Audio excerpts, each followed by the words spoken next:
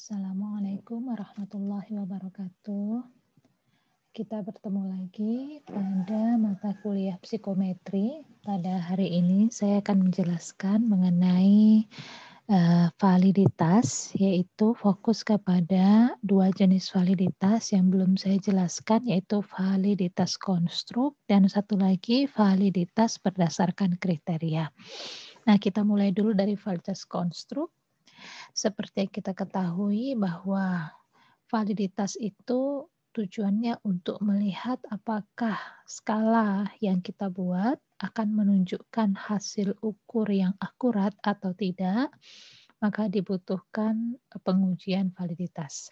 Nah, validitas konstruk ini ingin membuktikan apakah hasil pengukuran yang diperoleh melalui item-item tes berkorelasi tinggi dengan konstruk teoritik yang mendasari penyusunan tes.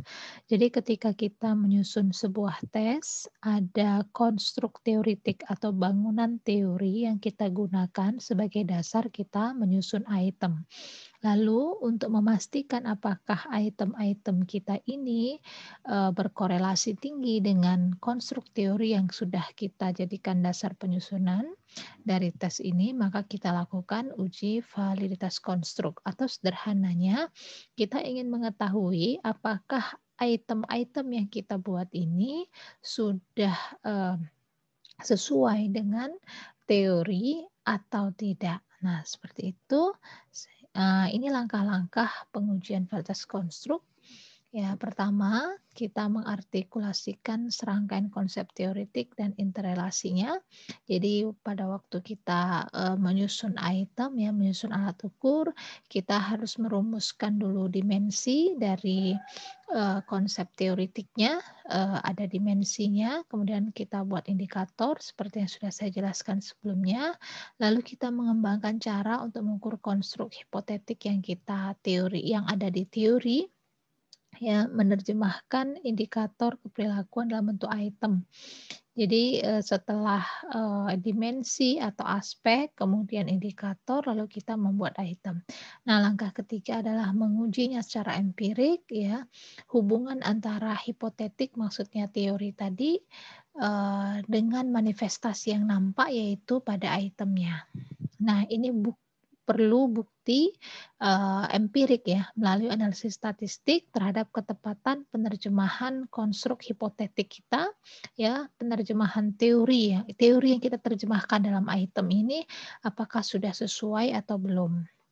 Nah, ada dua cara di dalam pengujian validitas konstruk. Yang pertama adalah dengan multi-trait dan multi-method, lalu yang kedua dengan analisis faktor. Saya jelaskan dulu yang multi-trait, multi-method, ya. Ini bisa kita gunakan bila terdapat dua traits atau lebih yang diukur oleh dua macam metode atau lebih. Jadi kita harus menyediakan terlebih dahulu dua trait, ya, atau dua hal, ya, dua hal, itu artinya sifat, dua hal yang kita ukur, ya, dan masing-masing dari dua hal yang kita ukur tadi kita sediakan dengan dua metode atau lebih, begitu, ya. Biasanya dua metode sudah cukup. Nah, nanti ada dua istilah, yaitu convergent validity dan discriminant validity. Validitas akan baik, ya, jika berkorelasi tinggi antara hasil pengukuran terhadap trait yang sama oleh beberapa metode yang berbeda. Atau sebaliknya, ya, tidak ada korelasi antara hasil pengukuran beberapa trait yang berbeda meskipun diukur dengan metode yang sama. Contohnya seperti ini, ya, misalnya ada trait A. Jadi A adalah, jadi huruf adalah melambangkan trait, lalu angka melambangkan metode. Misalkan ada yang mau kita ukur, ya, sifat atau variabel yang mau kita ukur adalah A dan B. Jadi ada dua. Ya, kita sediakan dua alat ukur yang mengukur hal yang berbeda, yaitu mengukur A dan B. Lalu masing-masing A dan B ini kita sediakan dengan dua metode. Misalnya adalah metode maksudnya di sini adalah misalnya respon yang kita sediakan pada alat ukur tersebut bisa dengan menggunakan ya tidak, atau bisa dengan menggunakan satu lagi, misalnya kita menggunakan 5 respon dari mulai sangat sesuai sampai sangat tidak sesuai. Jadi katakanlah A1 ya, hubungannya dengan A1 itu harus tinggi ya. Kemudian karena dia mengukur trade yang sama dengan cara yang sama ya harus tinggi. Lalu A1 ya, A1 dengan B1 harusnya rendah karena dia mengukur 2 trade yang berbeda walaupun dengan cara yang sama harusnya tetap korelasinya rendah ya. Lalu A1 dengan A2 ini kan trade-nya sama tapi diukur dengan cara yang berbeda harusnya tetap tinggi. Jadi meskipun pakai respon ya tidak atau skala Likert ya pakai respon 5 respon ya sangat sesuai sampai sangat tidak sesuai harusnya tetap tinggi karena mengukur hal yang sama walaupun dengan cara yang berbeda. Lalu A1 dengan B2 ini harusnya rendah. Jadi intinya kalau trade-nya berbeda harusnya rendah. Kita lihat lagi yang di sini, ini trade-nya sama ya, B dengan B harusnya tinggi ya walaupun dengan cara yang berbeda. Lalu ini B dengan A harusnya rendah karena trade A dan trade B ini berbeda ya. Lalu B dengan B ya ini harusnya tinggi karena mengukur hal yang sama. Kemudian ini A2 dengan A2 harusnya tinggi karena dia mengukur 2 hal yang sama. Lalu B2 dengan A2 harusnya rendah dan terakhir B2 dengan B2 harusnya tinggi. Nah, atau pada contoh ada 2 trait yang diteliti, introversi dan neuroticism ya. Ini kita pakai kalau Big Five ya tersedia ya alat ukur untuk mengukur neuroticism dan kecenderungan introversi. Ya ada 2 trait yang kita teliti yaitu introversi dan neuroticism yang diungkap dengan 2 metode ya, jawaban ya tidak dan metode pilihan ganda. Nah, misalnya ini kemudian akan ada 4 macam tes yang akan kita sediakan ya, yang akan kita korelasikan satu persatu kita masukkan dalam matriks validasi seperti ini. Jadi ini introversion pakai metode ya tidak, introversion pakai metode ya tidak, korelasinya 0,8. Lalu introversion pakai metode ya tidak dengan neuroticism dengan metode ya tidak, ini korelasinya 0,2, berarti ini rendah ya. Kemudian introversion ya dengan metode pilihan ganda dikorelasikan dengan introversion dengan metode ya tidak 0,75. Kemudian ini lagi 0,17. Kita bisa katakan dari baris pertama ini saja bahwa ini alat ukur ini ya valid ya secara konvergen maupun diskriminan ya. Kita bisa lihat konvergen artinya hal yang sama diukur dengan cara yang berbeda harusnya hasilnya tinggi. Hal yang sama ya, hal yang sama diukur dengan cara yang berbeda ini introversion PG dengan introversion ya tidak, nah tetap tinggi ya 0,75 kategorinya tinggi. Lalu kemudian yang diskriminan yang mana? Yang diskriminan adalah ya tidak ya. Ya tidak ini yang diukur berbeda tapi dengan metode yang sama, ini hasilnya harusnya rendah. Ini validitas diskriminannya. Kita kembali ke sini ya. Ini kembali ke sini lagi ya, korelasi ya. Tidak adanya korelasi atau korelasinya rendah ya antara hasil pengukuran beberapa trait yang berbeda yang diukur dengan metode yang serupa. Namanya validitas diskriminan. Dapat kita simpulkan bahwa ya, ini kita simpulkan bahwa alat ukur tadi ya skala tersebut menunjukkan validitas konvergen dan diskriminan yang baik. Kenapa? Karena skala introvert ya dengan metode ya tidak ketika dikorelasikan dengan introvert pakai metode yang berbeda yaitu pilihan ganda korelasinya tinggi. Ini adalah validitas konvergen. Lalu kemudian neuroticism dengan metode ya tidak ya dengan neuroticism ya ini neuroticism juga ya dengan metode pilihan ganda korelasinya 0,71. Nah, ini adalah menunjukkan validitas konvergen yang baik ya. Kemudian korelasi masing-masing skala yang mengukur trait yang berbeda, semua hasilnya rendah. Ini ya, trait yang intro sama rendah ya, neuroticism ya. Kemudian intro sama neuro juga rendah. neuro sama intro rendah. Lalu intro sama neuro rendah ya. Nah, itu menunjukkan validitas diskriminan yang baik. Kemudian itu tadi adalah multi trait, multi method. Kalau kita lihat pada contoh penelitian ya, saya akan tunjukkan contoh penelitian. Ini dia.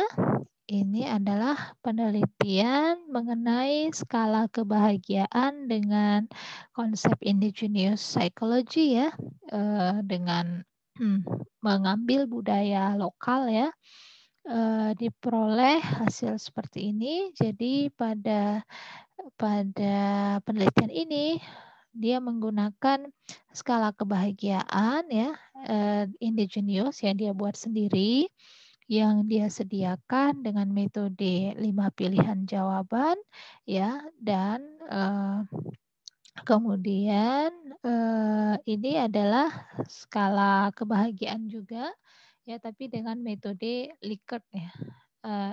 Dengan metode pilihan jawaban iya tidak. Lalu skala yang ketiga adalah self esteem. Ini trait-nya berbeda ya, tapi dengan metode 5 pilihan jawaban dan metode ya tidak. Nah, diperoleh hasil seperti ini. Nah, ini kita lihat ya. Skala kebahagiaan ya, SKI dengan SKI tinggi. Oke, ini bagus. Kemudian ini dengan 5 jawaban ya. Lalu dengan ya tidak ya. SKI dengan metode ya tidak ini pada moral skill. Ini tergolong rendah ya. Berarti validitas konvergennya kurang baik ya. Kemudian self esteem ya. Ini trait yang berbeda dengan SKI ya. Ini rendah namun hampir setara dengan ini ya. Nah, kemudian self esteem ya, dengan metode 5 pilihan jawaban ya, self esteem dengan metode 5 pilihan jawaban dan dengan metode ya tidak, ini hasilnya hampir mirip ya dengan yang ini. Nah, ini bisa dikatakan bahwa validitas dengan multi trait, multi method pada skala kebahagiaan indigenous psychology ini masih perlu diperbaiki ya, karena harusnya yang bagus itu adalah skala kebahagiaan indigenous SKI ini dengan PGC moral PGC moral skill yang dia identifikasi menunjukkan trait yang sama, itu hasilnya harusnya tinggi, tapi di sini hasilnya rendah. Harusnya lagi pada validitas diskriminan ya, SKI dengan self esteem ini harusnya rendah ya. Tapi ternyata di sini di atas 0,5 ya. Begitu juga dengan yang ini ya, ini hampir setara. Tapi dalam penelitian ini dia menyatakan bahwa dia menyimpulkan bahwa kenapa hasilnya hubungan antara SKI dengan moral skill tadi yang diidentifikasi memiliki trait yang sama ya, itu rendah korelasinya, karena ternyata pada kesimpulannya dia mengatakan bahwa kebahagiaan dengan indigenous psychology dari budaya lokal itu ternyata berbeda dengan kebahagiaan yang dimaksud pada budaya barat yang bisa kita identifikasi dengan menggunakan PGC moral skill ini. Oke, itu contoh pada penelitian. Lalu kita lanjut kepada metode yang kedua, yaitu analisis faktor ya. Nah, ini agak ribet sedikit ya, pengujian validitas dengan analisis faktor. Karena ini merupakan prosedur matematik yang kompleks ya, yang nanti akan menganalisis saling hubungan antara variabel-variabel dan menjelaskan saling hubungan tersebut dalam bentuk kelompok variabel terbatas. Ya, jadi antar item itu dikorelasikan, bisa dicontohkan. Sebelum kita masuk ke contoh ya, ada 2 jenis dari analisis faktor ini.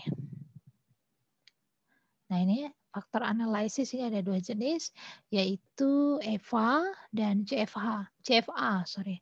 EVA ini maksudnya adalah exploratory factor analysis, Pengujian ini membantu pengembang tes mengidentifikasi berbagai faktor yang akan membentuk suatu konstruk.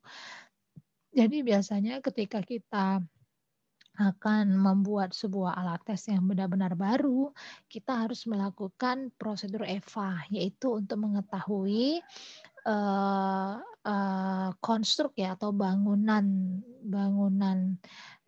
dari alat ukur tersebut terbentuk dari berapa faktor atau berapa dimensi, seperti itu. Apa faktor-faktor atau dimensi yang membentuk dari alat tes kita, maka kita lakukan eksplorasi. Ini dilakukan dengan cara menemukan varian skor terbesar dengan jumlah faktor yang paling sedikit dengan agent value di atas 1. Jadi nanti ada ukuran agent value yang harus kita perhatikan untuk menunjukkan dia telah membentuk satu faktor, yaitu minimal agent value-nya 1 ya, di atas 1. Nah, kemudian biasanya setelah kita melakukan eksplorasi, kita melakukan konfirmasi.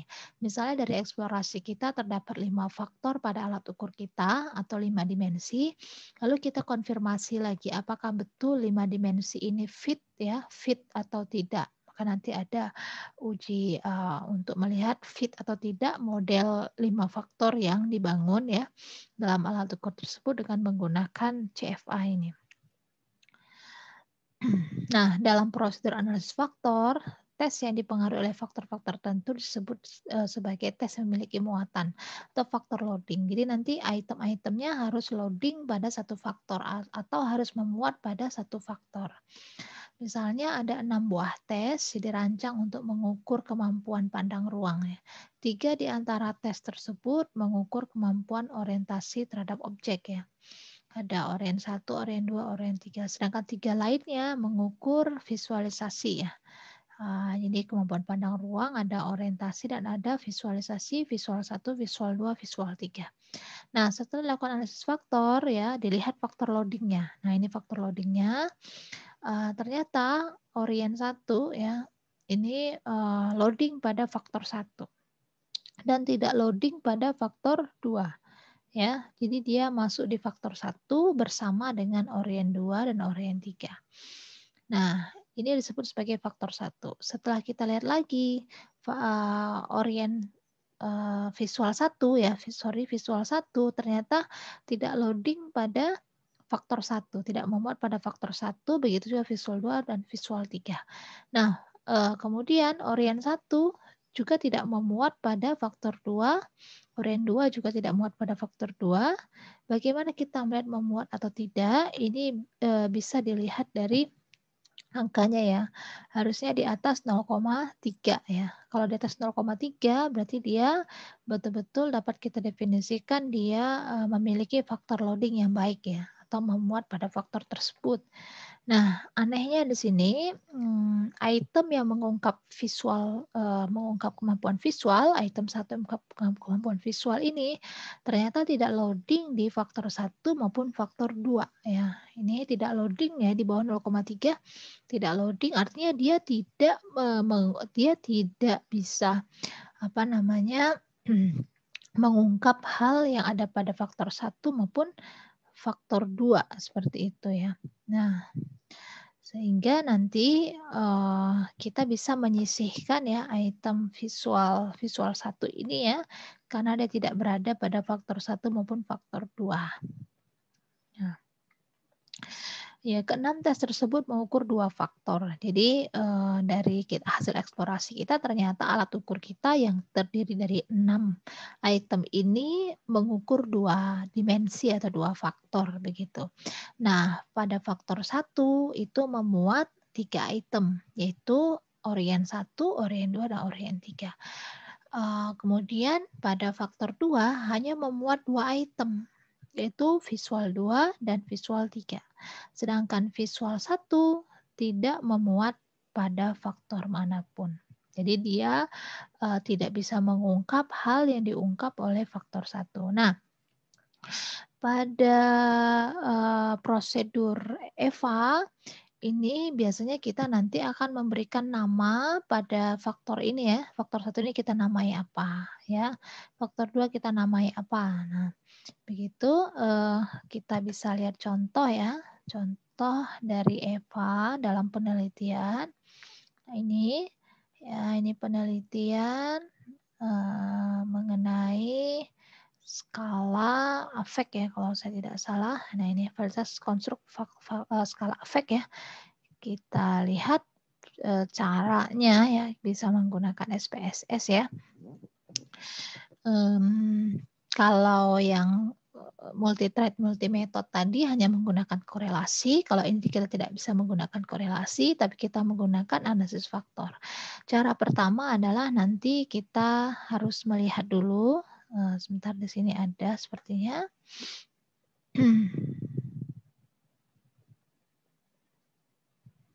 Oh, tidak ada. Jadi nanti caranya adalah kita harus melihat dulu ya. Melihat dulu KMO-nya. Kaiser, Meyer, Olkin ya.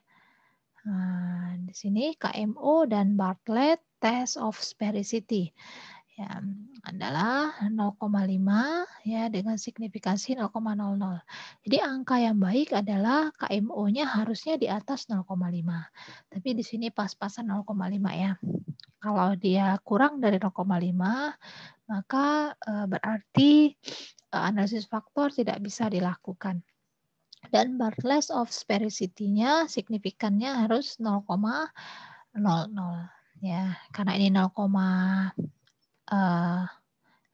ya dari KMO-nya, maka dapat disimpulkan bahwa proses ini bisa dilanjutkan ya. Dilanjutkan dengan melakukan ekstraksi ya. Melanjutkan dengan melakukan ekstraksi. Dia pakai prinsipal komponen analisis ya. Telah diekstraksi ada 60,8% ya. Jadi bisa menjelaskan 60,8% ya. Faktor ini bisa menjelaskan sebesar 60,8% ya. Ketika dia hanya nah, ternyata dari sini ya, agent value seperti saya katakan tadi, agent value-nya harus di atas 1 untuk membentuk satu faktor. Nah, jadi ternyata alat ukur skala afek ini hanya membentuk satu faktor. Ini komponen 1 ya. Komponen artinya kalau dia hanya satu faktor, dia memiliki agent value 1,216.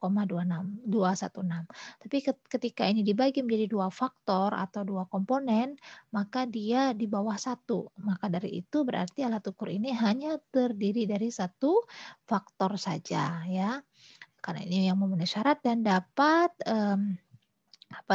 menjelaskan ya 60,8 ya kalau kita bulatkan ya, 60,8% dari hal yang mau kita ukur ya. Jadi item-item pada skala afek ini bisa menjelaskan afek ya sebesar 60,8% saja. Sisanya tidak bisa dijelaskan ya, harusnya ada ukuran lain atau ini belum maksimal seperti itu karena hanya bisa menjelaskan 60,8% saja. Nah, faktor loadingnya di sini tidak disediakan ya. Kita lihat pada yang lain. Nah ini dia. Ini pada contoh yang lain ya. Di sini ditaruh faktor loading ya. Di sini faktor loadingnya. Ini skala hasad ya. Skala hasad. Kalau ada yang mau meneliti tentang psikologi Islam mengenai hasad, sifat hasad ya. Bisa menggunakan hasad scale ya. Penelitinya adalah Ahmad Rusdi ya, Bapak Ahmad Rusdi dari UII ya. Bisa izin menggunakan alat ukur yang sudah di konstruk ya, sudah dibangun dan dikonstruksi oleh Bapak Ahmad Rusdi ini. Nah, ini faktor loading yang tadi. Kemudian ini ada 2 ya, ternyata 2 faktor. Kalau dari penelitian ini ada 2 faktor, kalau penelitian yang tadi ada hanya 1 faktor saja. Nah, kemudian kita lihat lagi di sini Pak Ahmad Rusdi tidak hanya melakukan pengujian EVA, tetapi juga melakukan pengujian dengan CFA ya. Ini sepertinya tidak menggunakan SPSS ya kalau gambar seperti ini. Bisa jadi menggunakan Israel atau menggunakan AMOS ya. Nah, ini setelah dilakukan prosedur ya, menggunakan EVA, terbentuk 2 faktor, lalu dilakukan konfirmasi apakah 2 faktor ini fit, model ini fit atau tidak, itu dilihat dari hasil CFA-nya. Nah, ini fit index-nya ya. Fit index-nya nanti ada ukuran-ukurannya seperti CFI, GFI, AKFI, TLI, dan sebagainya. Kalau dari sini ya dapat disimpulkan 5 indeks menyatakan skala ini fit dan 4 indeks menyatakan skala ini tidak fit. Nah, ini dia. Ya, dia pakai ukuran indeks P ini fit ya. Karena di atas 0, ya P ini fit ya. Kemudian kalau ini tidak ini fit juga ya. Ini fit ya. Ini di atas 0,05 ya. Di sini kan oh sorry, ini harusnya di bawah 0,05 ya. Kemudian di tempat lain juga fit ya, ini fit ya, di bawah 0,05 fit, di atas 0,9 fit, ini di atas 0,9 berarti ukuran ada 5 ukuran ya, dinyatakan fit. Nah, begitulah ketika kita menggunakan CFA ya, nanti kita melihat nilai indikator indeks untuk menunjukkan dia fit atau tidak ya. Ada banyak sekali indikatornya ya, atau cara melihatnya begitu ya. Dari 9 ini ternyata 5 menunjukkan fit. Jadi dapat dikatakan bahwa model ini, konstruksi ini adalah valid begitu ya. Jadi validitasnya seperti itu. Kemudian Pak Ahmad Rusdi juga melakukan pengujian validitas konvergen ya. Nah, ini kita lihat beliau mengkorelasikan dengan alat ukur lain yang mirip ya. Nah, oke, tadi sudah kita bahas tentang validitas konvergen dan validitas diskriminan. Oke, kita lanjut ya. Ini sudah selesai. Lalu kita lanjut lagi ke validitas berdasarkan kriteria atau criterion validity ya. Nah, ada 2 jenis yaitu validitas prediktif dan validitas konkuren. Nah, validitas prediktif ini untuk memprediksi performansi individu di masa yang akan datang. Jadi misalkan kita membuat alat ukur, kita ingin mengetahui apakah alat ukur kita ini bisa valid atau akurat untuk mengukur performansi seorang di masa yang akan datang. Misalnya kita sedang menyusun alat tes ya, ujian masuk perguruan tinggi. Kita ingin mengetahui apakah alat ukur ini valid nggak untuk melihat atau memprediksi keberhasilan mahasiswa di masa yang akan datang, maksudnya ketika dia kuliah begitu. Kalau dari hasil skornya tinggi, harusnya ketika kuliah juga IPK-nya tinggi begitu.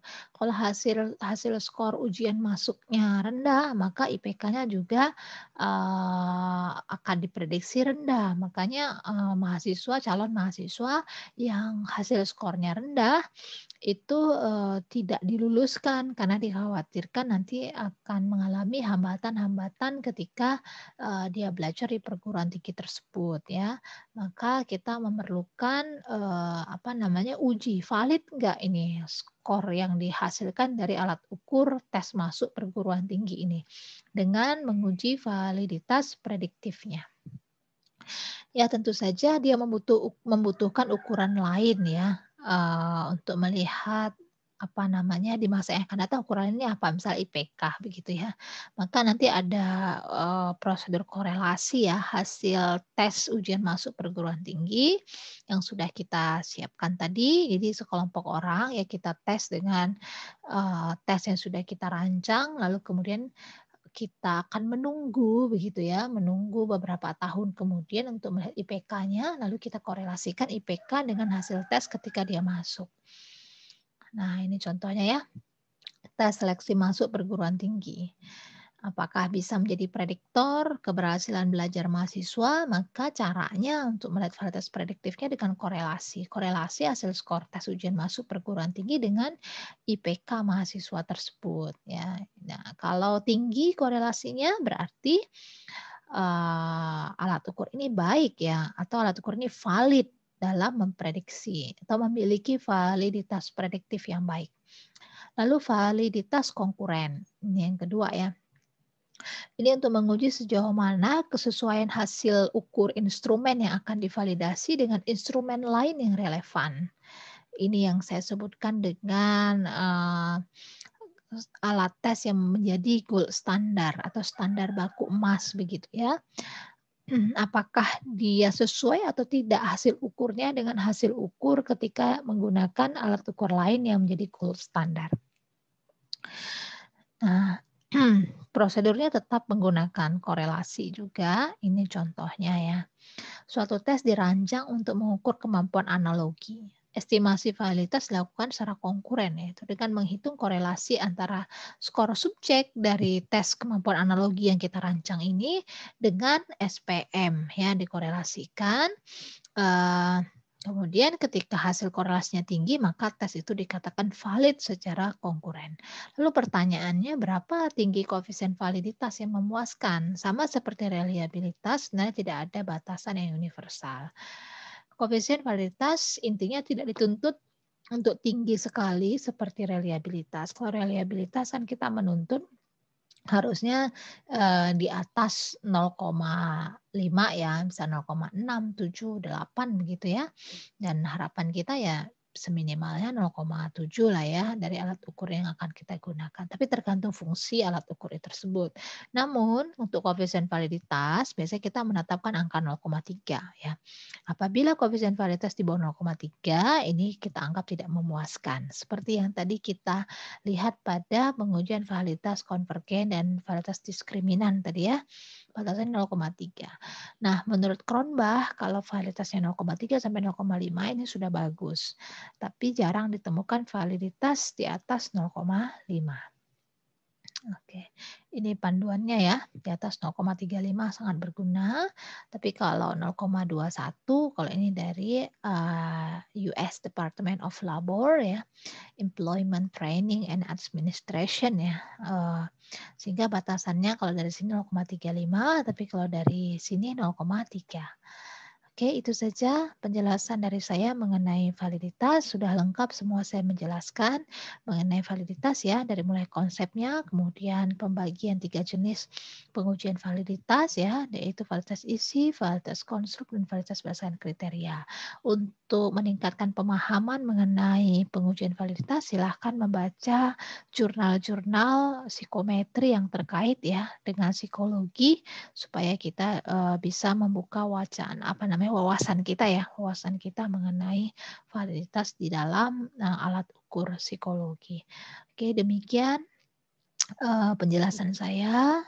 Semoga bermanfaat. Assalamualaikum warahmatullahi wabarakatuh.